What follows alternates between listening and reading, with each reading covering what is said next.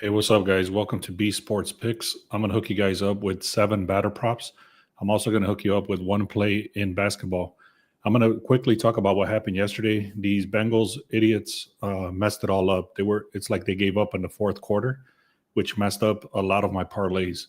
So I'm gonna explain how I come up with these things and the notes that I take and things like that, so that you can understand how a professional thinks as well. So I'm gonna get right to it. Let me show you some stuff here first.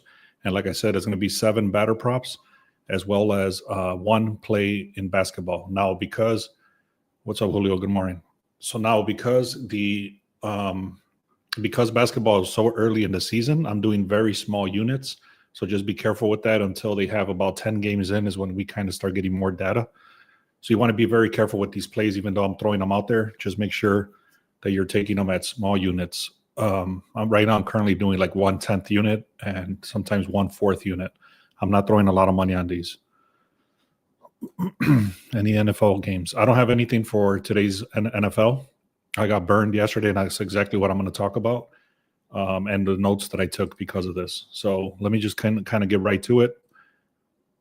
Let me show you what this is. Give me a second here.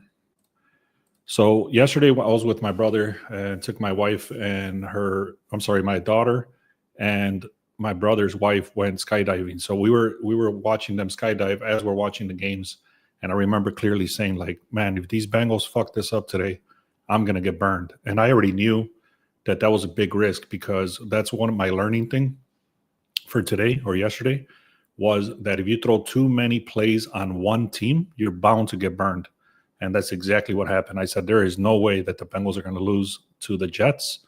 And sure enough, they lost. And the problem was that I had, it was like $150, which to me is 3 units riding on the Bengals. So that's, to me, again, it's too much shit.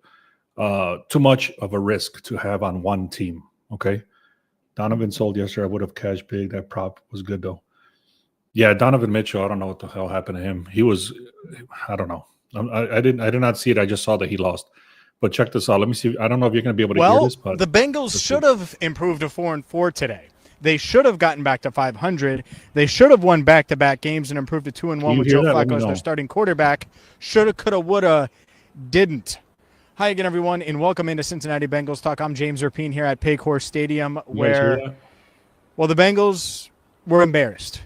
And they were embarrassed by a now 1-7 New York Jets team who was victorious. Anyways, this guy is like one of the main This guy's one of the main guys that talks about Bengals every single day.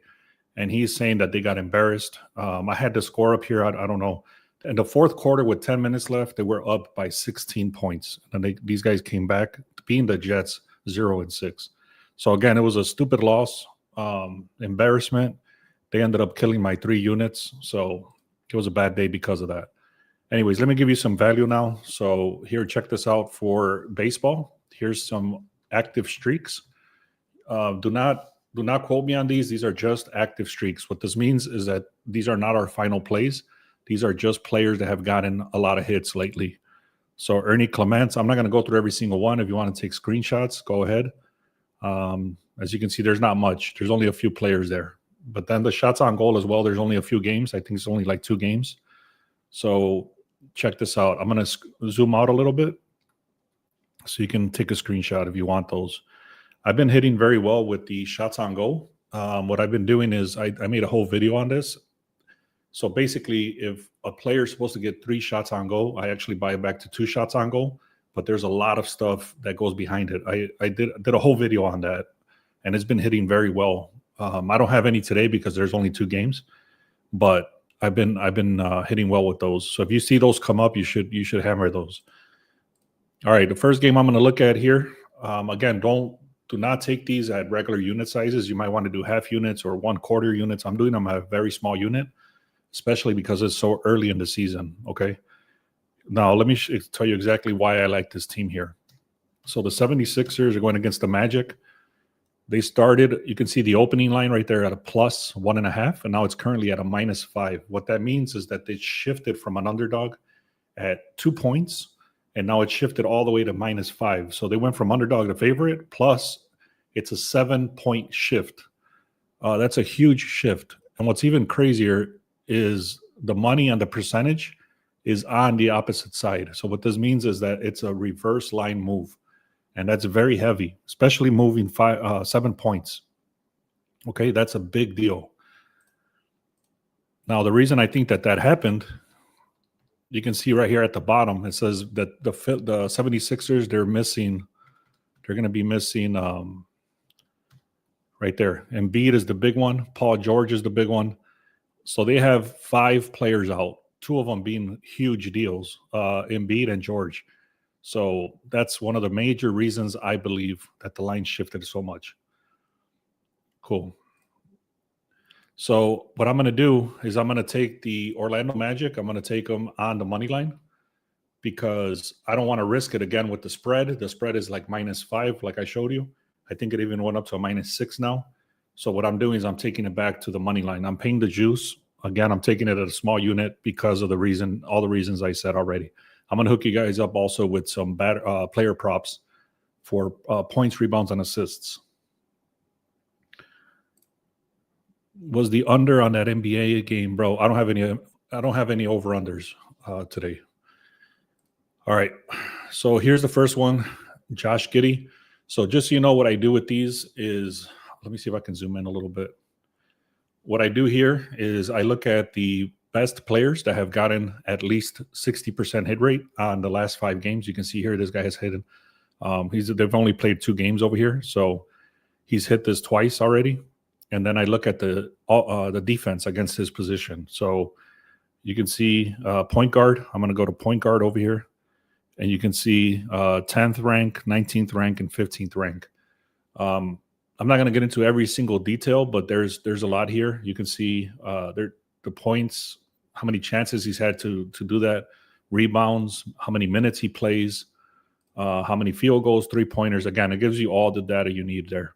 Also, one important thing I look at, but I don't take this very heavily, is the other point guards. Okay, so what the other point guards that have played this defense, what they have done. So if you see here, it's 40 red, red, red, and then green, green, red. So the problem here, again, the point guards on other teams are not scoring or not hitting their lines. However, you also have to consider, that's why I don't take this too crazy either, because, for example, you can see Shai Alexander, he hit 40 PRA, points, rebounds, and assists, and he still didn't hit this line. So his line was 45. He did not hit this line. But then you go to Trey Jones, he's got 7. So again, there's too many factors that come into play here. So this, you have to take it with a grain of salt, okay? The big one is the defense against the position right here, and then the last 5 games, what they've done, and then how many minutes they play. So you can see this guy plays a lot of minutes. So anyways, his line is actually like at 34. I bought it back 5 points. Then I'm going to parlay that with the next guy. Or, like I get like 7 guys right here today. The next one is Brandon Ingram, the Raptors. If you guys want to take a screenshot of this, again, his position is strong forward. You can see now over here it all turned green, 25th, 29th, and 21st. So all the defense sucks against this guy, against this position completely. All right, I'm not going to get into all the details there, but I'm going to give you the rest of them here. So the first one, again, is Josh Giddey. Second one is Brandon Ingram. Take note of the number. So Josh Giddey over 29.5. This is for the points, rebounds, and assists. So PRAs. Brandon Ingram over 25 or over 24.5 points, rebounds, and assists. Brandon Ingram from the Toronto Raptors. Houston Rockets, Sengun over 30, over 29.5. Desmond Bane from the Magic over 20 points, rebounds, and assists. Scotty Barnes over 24.5 from the Raptors. Kyle Filipowski over 14.5 from the Jazz. And then Jalen Suggs over 9.5. So there you go. Seven batter props. I'm sorry, not bad. I'm so used to baseball. These are NBA PRA props.